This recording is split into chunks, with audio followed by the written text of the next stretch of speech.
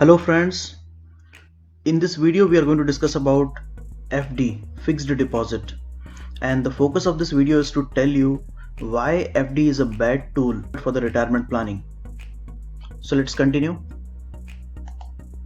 Okay, so now let's see the first problem with the FD.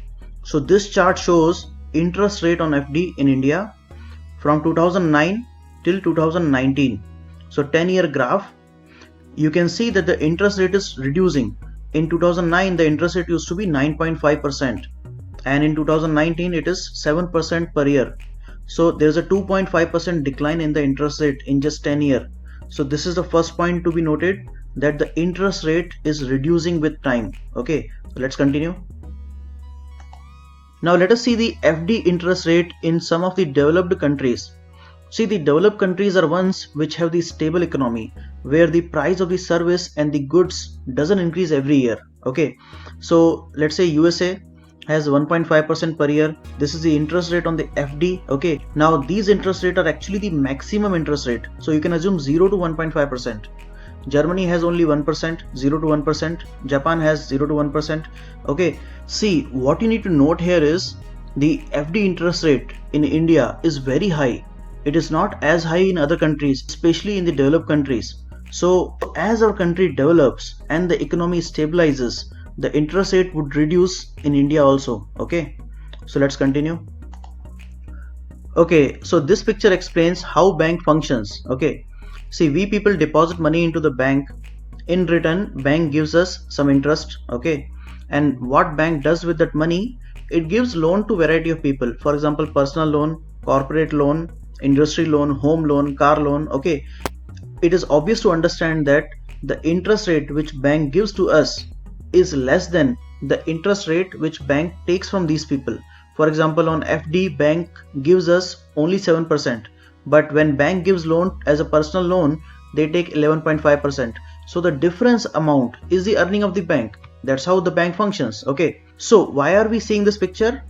We will understand in the next slide. Let's continue. Okay, so in this slide, let's see two things: personal loan and the home loan.